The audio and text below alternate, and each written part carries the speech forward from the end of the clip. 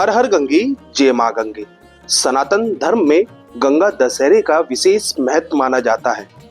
मान्यता है गंगा दशहरे के दिन ही मां गंगा मैदानी क्षेत्र में आई थी।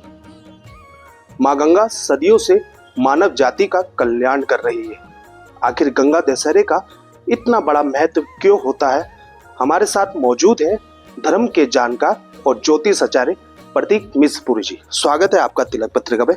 पंडित जी, सनातन धर्म में गंगा दशहरे का इतना बड़ा महत्व क्यों माना जाता है? कि जितनी भी सिविलाइजेशंस हैं जो प्रारंभ हुए पृथ्वी के ऊपर, वो नदियों के किनारे हुए, और यहाँ तक कि नदियों के नाम से ही उनके जो है गोत्र इत्यादि का जो है वो वर्णन मिलता है। जो ब्राह्मण जो है नदी किनारे पैदा हुए उन्हें गौड़ ब्राह्मण कहते हैं। जो सरस्वती किनारे ब्राह्मण पैदा हुए उन्हें सरस्वत ब्राह्मण कहते हैं। कन्नौज के आसपास उन्हें कानकुब्ज ब्राह्मण कहते हैं। नदियों के द्वारा ही उनके गोत्र का उनका निर्धारण जो है वो किया गया।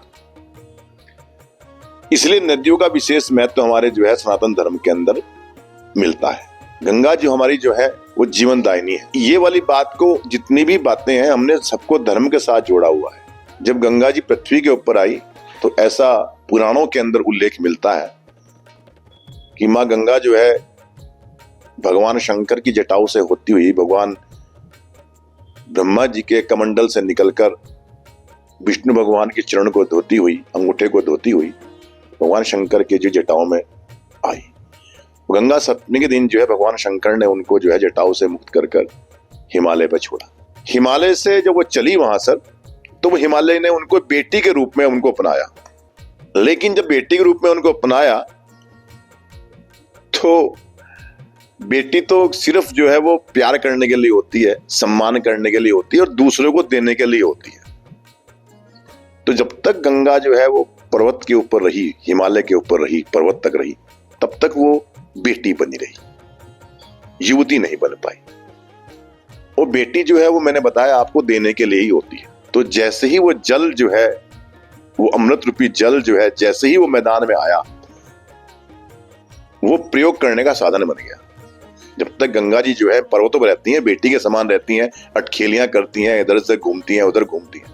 जब पहली बार मैदान में प्रवेश करती हैं, युवती बन जाती हैं। बाल्यावस्था जो है वो कही गई गंगा जी की पर्वत के ऊपर बाल्यावस्था है। काशी तक जो है युवती रहती है। काशी में जाकर वो जो है एक प्रौढ़ावस्था बन जाती हैं और फिर वृद्धावस्था को प्राप्त होकर वो जो है बंगाल के अंदर बंगाली खाड़ी में चली जाती है। यही ज्ञान का वो है, जो पर्वत का ज्ञान है वो बहुत ही लौकिक एकदम ज्ञान है। इसलिए ज्ञान प्राप्ति के लोग हमेशा जो है पर्वत के ऊपर जाते हैं।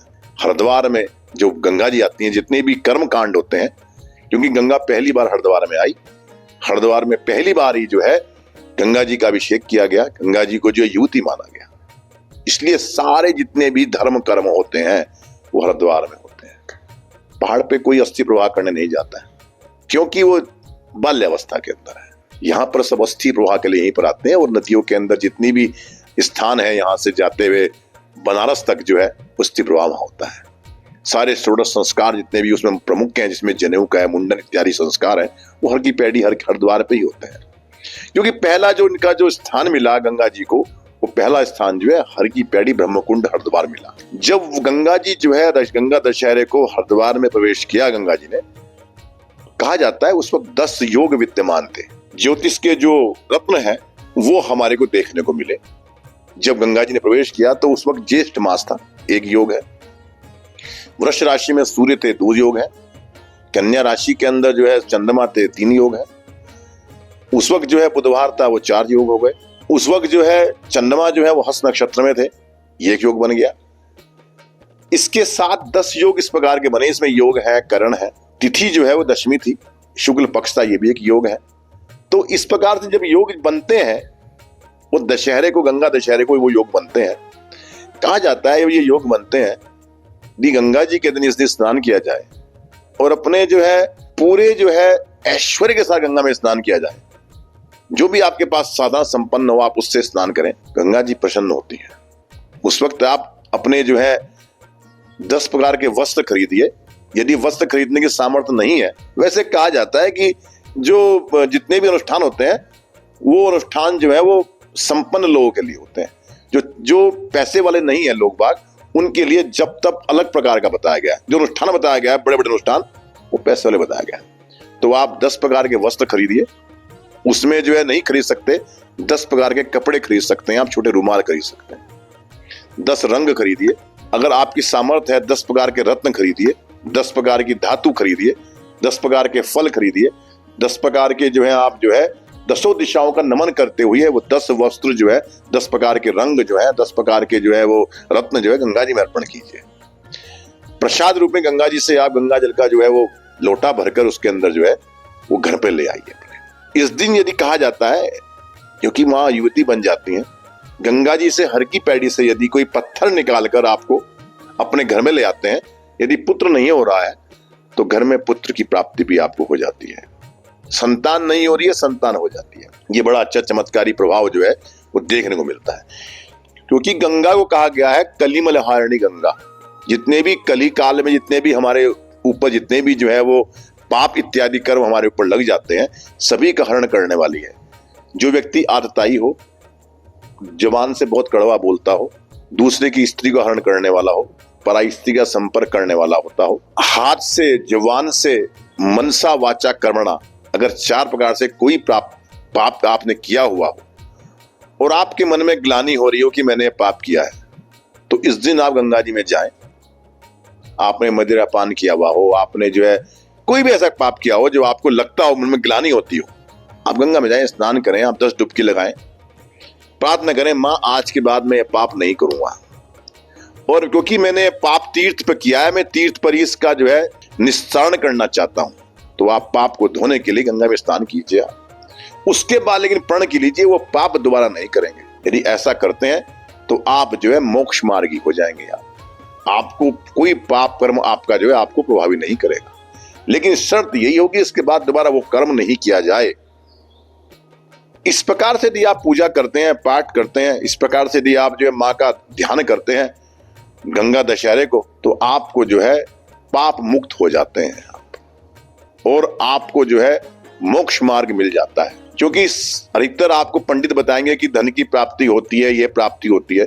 देखिए, धन की प्राप्ति हुई इत्यादि हुई, वो सिर्फ और सिर्फ आपके भोगों के ऊपर, आपके कर्म पर निर्भर करता है, कितने धन मिलेगा आपको।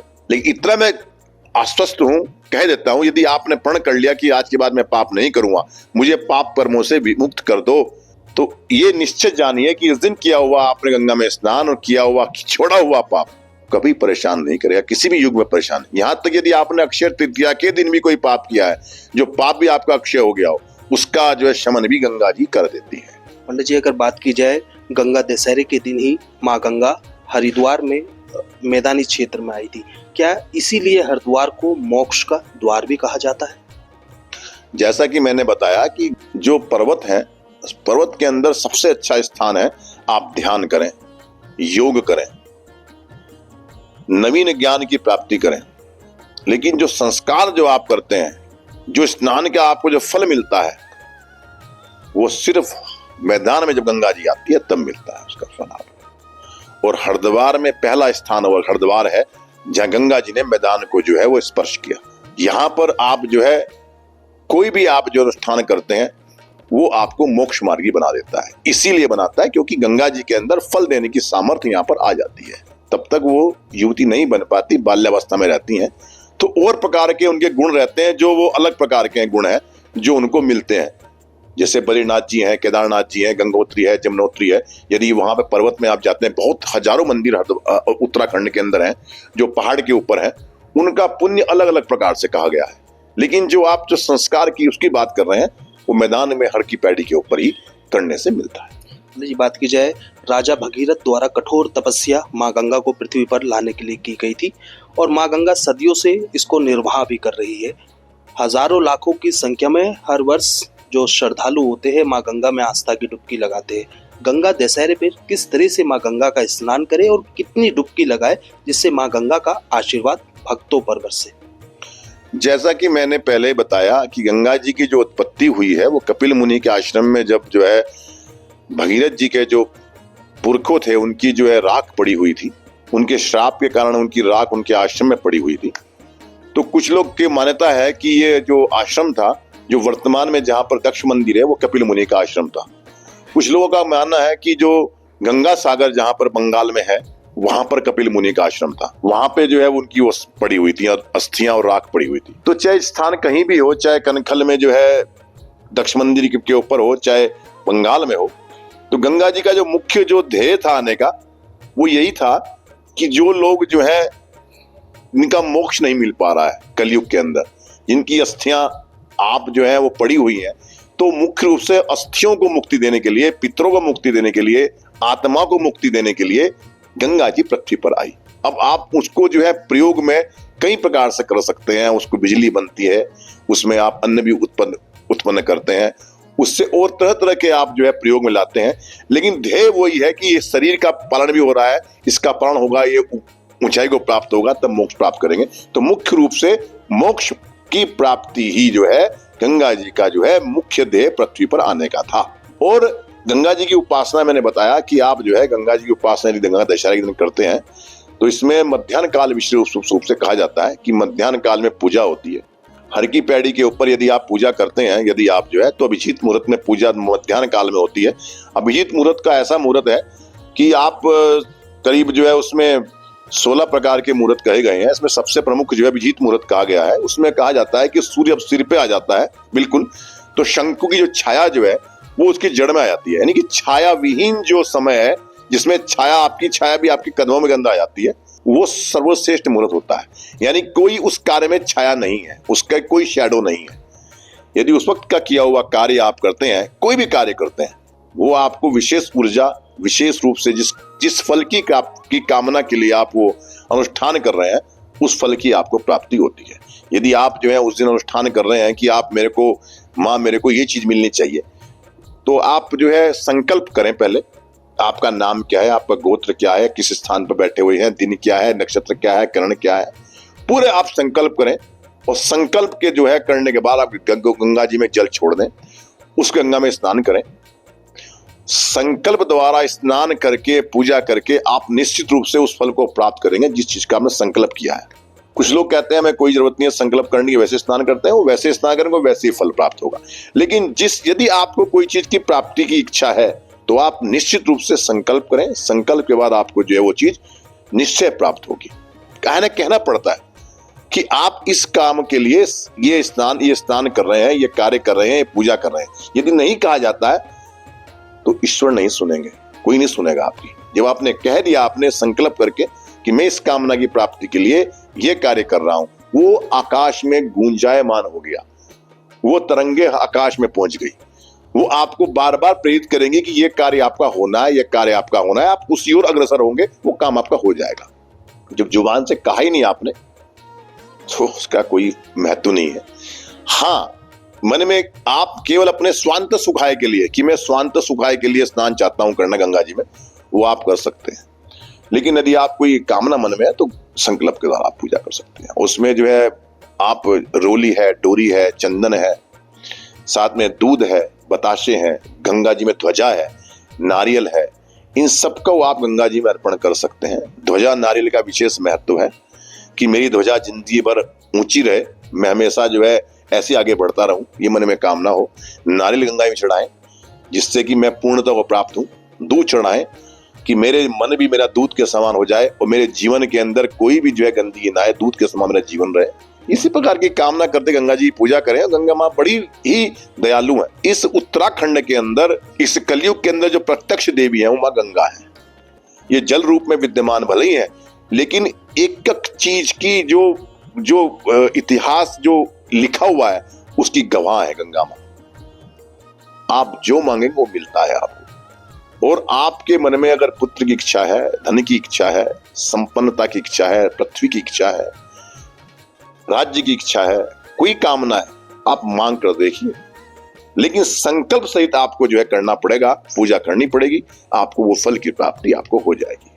मां गंगा सब कुछ देने को तत्पर है, आप मांगने वाले होने चाहिए। पंडित जी, बात की जाए मनुष्य जीवन में राशियों का विशेष महत्व होता है। गंगा दशहरे पर राशियों के अनुसार किस तरह से मां गंगा की आराधना की जाए? देखिए, ये राशियां जो है एक तरह से 12 राशियां हैं, 12 राशि चक्र हैं। यदि इसमें जो है आप प्रत्येक राशि को यदि आप माने तो उसमें आप विशेष अनुष्ठान कर सकते हैं। जैसे मेष राशि वाले, वृश्चिक राशि वाले हैं, वो लाल रंग विशेष रूप से गंगा जी को चढ़ाएं, जिसमें रोली आ गई उसमें जो है। इनकी वृष राशि, तुला राशि है, वो मेहंदी जारे चढ़ाएं गंगा जी पे, हरा वस्त्र जारे चढ़ाएं। यदि आपकी जो है मिथुन राशि, कन्या राशि है, तब भी आप ये हरा पदार्थ जो चढ़ा सकते हैं। इसके आपकी कर्क राशि है, आप जो है इसमें दूध जाए चढ़ाएं।